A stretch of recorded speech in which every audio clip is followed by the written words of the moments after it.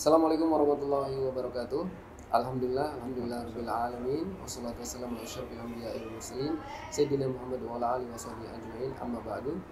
Alhamdulillah, di kesempatan hari ini kita berjumpa lagi dalam program Ramadan fil Jami'ah 1445 Hijriah atau tahun 2024 Masehi, yaitu salah satu program yang digagas oleh Fakultas Dakwah dan Ilmu Komunikasi untuk mengisi salah satu rangkaian ibadah puasa dan menemani bulan puasa Anda di setiap tahunnya. Dan alhamdulillah di kesempatan hari ini kita kedatangan salah satu pemateri kita, yaitu Bapak Profesor Dr. Suprapto MAG. Beliau adalah salah satu atau salah seorang guru besar dalam bidang sosiologi agama UIN Mataram. Assalamualaikum warahmatullahi wabarakatuh. Waalaikumsalam warahmatullahi wabarakatuh. Sehat-sehat ya puasanya? Sehat Mas Ariel, alhamdulillah. Alhamdulillah. Ya, di tengah kesibukan Prof, kita sedikit ingin berbagi cerita atau terkait dengan tema yang akan kita angkat dengan tema terkait dengan moderasi beragama dalam perspektif ibadah puasa seperti itu, Prof. Nah, dan beliau juga ini adalah sebagai salah satu instruktur nasional dalam moderasi beragama dan sangat tepat untuk kita membahas dan mengkaji terkait dengan apa sih moderasi beragama tersebut. Baik Prof, untuk ini moderasi beragama yang sering kita gaungkan dan gadang-gadang saat ini, apa sih sebenarnya dari moderasi beragama itu? Baik Mas Ariel, terima kasih. Assalamualaikum warahmatullahi wabarakatuh. Para pemirsa UIN TV, Soimin, Soimat, selamat menjalankan ibadah puasa. Dan puji syukur kita panjatkan kehadirat Allah Subhanahu wa taala yang telah memberikan kita kesempatan menjalankan ibadah puasa, insya Allah sehat Mas Ariel ya. Nah, terkait dengan pertanyaan tadi, apa sih sebenarnya moderasi beragama? Sebetulnya secara singkat, moderasi beragama adalah cara beragama secara jalan tengah. Jadi katakanlah tidak ekstrim kanan atau ekstrim kiri, sesuai dengan namanya moderat. Itu kan dalam bahasa Arab disebut dengan wasatiyah. Nah, kemudian dijadikan istilah dalam bahasa Indonesia kan wasit. Tahu kan wasit? Dalam pertandingan sepak bola, seorang wasit memang harus posisinya netral di tengah, tidak boleh berpihak ke tim satu atau merugikan tim yang lain. Kalau itu yang terjadi namanya partisan. Nah, sebetulnya moderasi beragama yaitu tadi kita beragama secara moderat dengan sejumlah prinsip, dan praktek ini sebetulnya sudah menjadi bagian penting dari cara beragama masyarakat Indonesia, tidak hanya Islam tapi juga agama yang lain. Tetapi kemudian karena banyaknya fenomena keagamaan di sekitar kita yang menampilkan seolah-olah terlalu ekstrim ya. Ada yang terlalu ekstrim kanan misalnya, terlalu fundamentalis, ekstrim kiri terlalu liberal. Nah, dua-duanya seringkali jadi benturan. Nah, sejak saat itulah kemudian pemerintah dalam hari ini Kementerian Agama mengusung konsep moderasi beragama. Ingat ya, moderasi beragama, bukan moderasi agama. Moderasi beragama. Artinya dalam hal moderasi beragama ini adalah tidak hanya satu agama saja yang moderat, ataukah hanya agama-agama tertentu atau seluruh penganut agama yang diakui oleh negara itu, 6 agama itu? Iya, jadi beragama itu kan banyak ya. Ada Islam, Kristen, Katolik, Hindu, Buddha, Konghucu, termasuk juga penghayat keyakinan. Semuanya sebetulnya di Nusantara, jauh sebelum Indonesia lahir, itu sudah mengembangkan praktek keberagamaan yang moderat, meskipun tidak dinamakan moderat. Tapi intinya adalah penghargaan terhadap komunitas lain, toleransi, atau dalam bahasa kita disebut dengan tasamuh, kemudian berimbang. Berimbang itu kan penting kan Mas? Jadi kalau kita beragama pun atas nama kegiatan keagamaan juga berimbang. Kayak puasa ini, kita kan tidak boleh misalnya karena kepengen saleh gitu ya, itu teman-teman puasa dari pagi sampai malam tanpa berbuka atau tanpa sahur, itu juga ekstrim. Itu nggak boleh, justru merugikan diri sendiri. Tapi mekanisme keberagaman kita udah difasilitasi oleh Allah melalui para nabinya, dicontohkan bahwa ya sudah, kamu ada hak untuk makan, ada hak untuk puasa, ada hak untuk tidur, hak untuk ibadah dan segala macam. Jadi keseimbangan itu yang penting. Baik, artinya dalam konsep moderasi beragama yang dicanangkan dan dilaksanakan oleh pemerintah, mulai salah satunya Prof mungkin mensosialisasikan ini sebagai salah satu instruktur nasional dalam moderasi beragama, ini harus kehidupan beragama yang proporsional seperti itu ya, tidak ya istilahnya mementingkan saya ini mayoritas seperti itu, ini minoritas harus menang mayoritas seperti itu.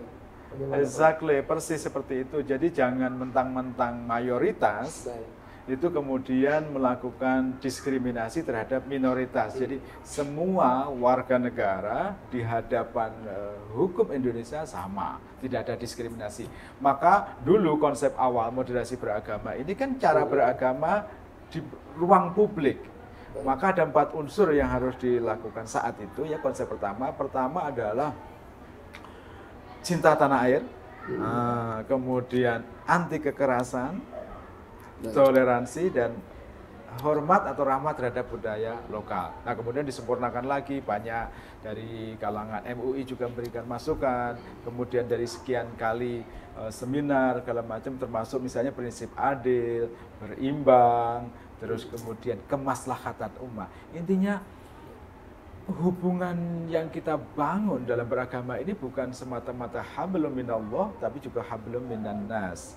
Jadi kita beragama, berislam di satu sisi, tapi juga berbangsa Indonesia yang menghargai kemajemukan. Karena negeri ini memang lahir dan diperjuangkan oleh hampir seluruh elemen bangsa. Maka kata kunci toleransi pada minoritas atau kelompok-kelompok yang lain itu menjadi hal yang tidak harus dilakukan. Baik Prof, yang menarik adalah terkait dengan salah satu kunci kesuksesan kita dalam sebagai insan takwa atau sebagai salah satu yang diharapkan sebagai hamba-hamba yang berpuasa ini adalah muttaqin, yang bertakwa. Apakah ini cerminan sebagai orang-orang yang bertakwa itu adalah menjalankan hablum minan nas tersebut?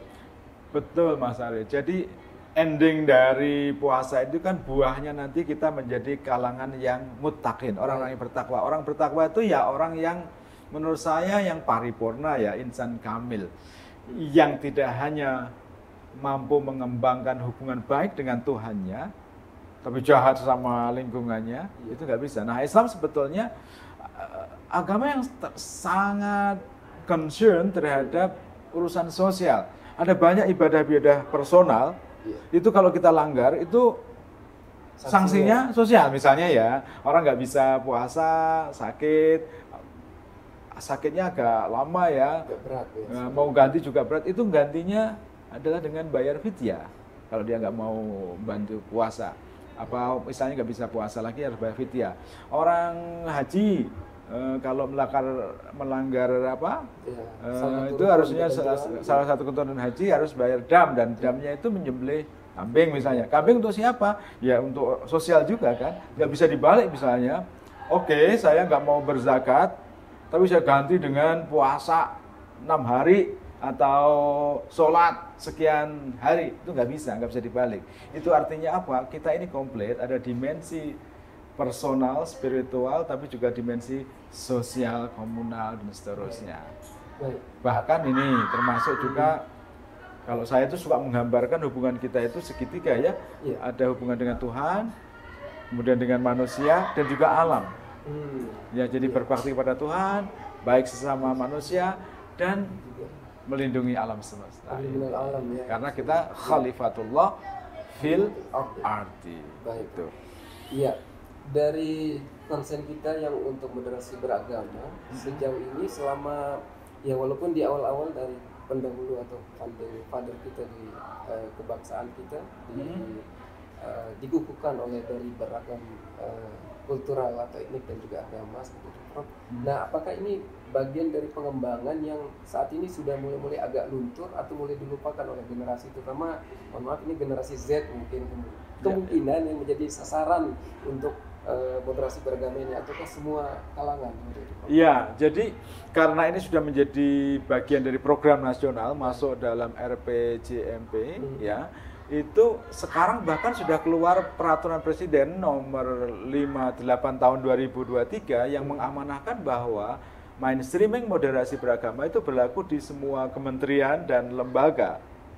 Semua jenjang ini ya, mulai dari eselon 1 sampai ke bawah. Di kalangan masyarakat juga demikian, di kalangan pelajar juga demikian. Jadi masif. Nah, kemarin kami misalnya sama teman-teman Nusa Tenggara Center kita menggelar kemah kebangsaan ya bersama 250 pelajar se-Nusa Tenggara Barat itu di Taman Kota Mataram. Itu luar biasa. Jadi generasi Z itu juga menjadi bagian terpenting yang merupakan subjek untuk mainstreaming moderasi beragama. Karena ini juga persiapan, Mas. Persiapan Indonesia menuju bonus demografi.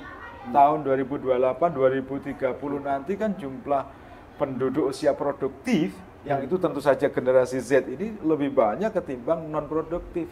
Angkatan kerjanya banyak segala macam.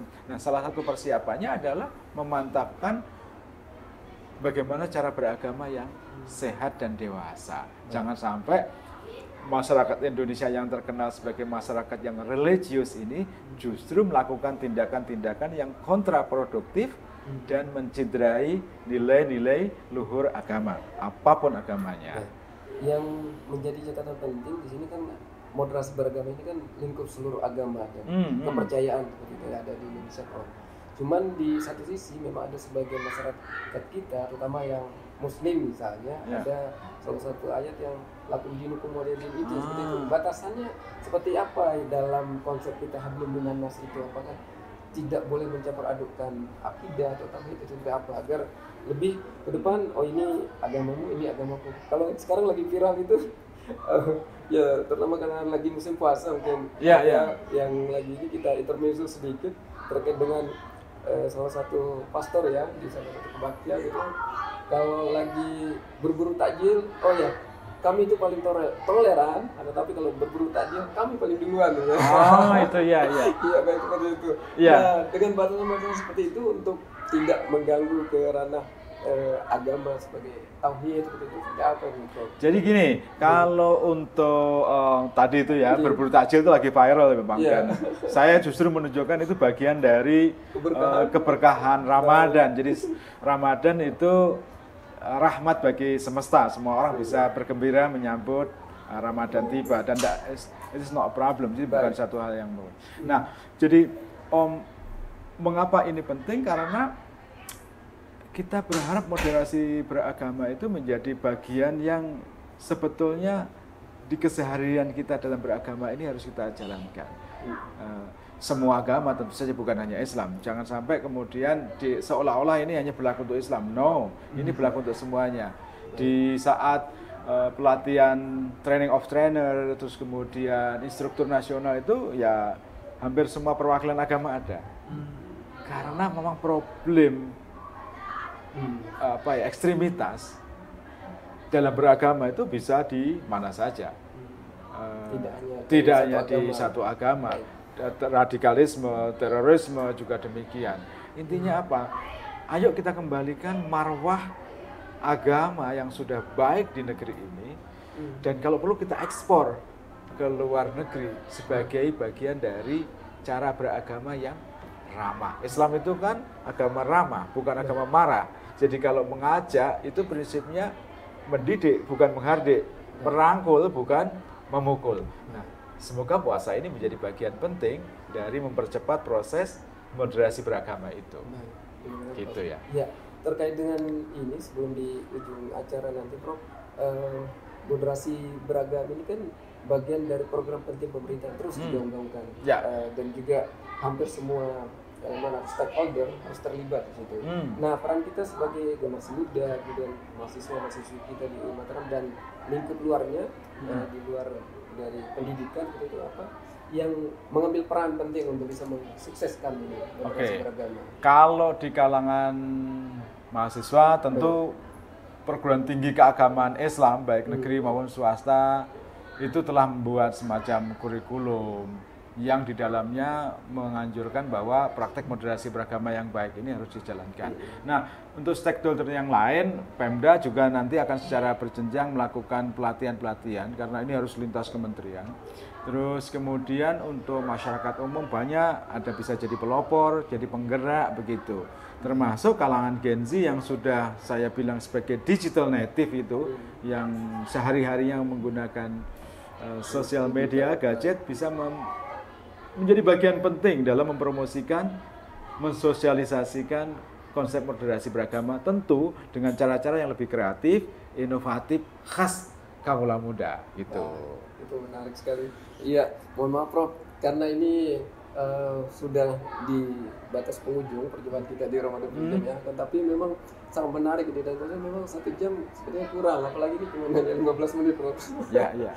Baik, sebagai closing statement dari perbincangan kita di kesempatan ini, Prof, untuk ke depan, karena ini bagian program pemerintah, biasanya kan berbentuk periodisasi ini. Ya. Bagaimana kelanjutannya nanti ketika ada, mohon maaf, ada menteri pergantian, kekuasaan atau seperti apa? Itu apakah seperti apa ke depan kalau menurut Prof? Sebagai closing statement juga seperti itu, Prof. Dulu ketika masa-masa kampanye nasional itu hampir semua tim kampanye itu udah memiliki komitmen ya, entah itu paslon dari 01, 02 atau 03 untuk melanjutkan program baik ini. Jadi kita berharap siapapun presiden terpilih dan kabinetnya akan melanjutkan program mainstreaming atau pengarusutamaan moderasi beragama. Supaya apa? Agar kehidupan keberagamaan kita, kebangsaan kita semakin sehat, semakin dewasa, dan semakin harmonis. Saya kira demikian. Baik, terima kasih Prof. Sudah berbagi banyak terkait dengan perspektif dari moderasi beragama ini. Namun satu hal menjadi catatan adalah yaitu dalam memahami moderasi beragama ini, maka seluruh agama dan elemen kebangsaan masyarakat kita harus, salah satunya adalah cinta kepada tanah air, kemudian anti kekerasan, kemudian menjunjung tinggi nilai toleransi dan menghargai atau menghormati budaya lokal dimanapun Anda tinggal atau dimanapun kita berada. Karena Nusantara ini sangat-sangat luas seperti itu, Prof. Ya, demikian perbincangan kami atau di podcast di program Ramadan Fil Jamiah Fakultas Dakwah dan Ilmu Komunikasi di tahun 1445 Hijriah, dan insya Allah kita akan bertemu di kesempatan lainnya. Terima kasih Prof sudah berbagi banyak terkait dengan moderasi beragama ini, dan selamat melanjutkan aktivitas seperti Prof, dan selamat menanti berbuka puasa ya. Ya. Baik. Terima kasih rekan-rekan juga di UIN TV yang berada di balik layar, dan juga rekan-rekan mahasiswa dan mahasiswi seluruhnya. Terima kasih. Adonallahu yakum ajmain. Wabillahi taufiq wal hidayah. Wassalamualaikum warahmatullahi wabarakatuh. Waalaikumsalam warahmatullahi wabarakatuh. Terima kasih, Prof.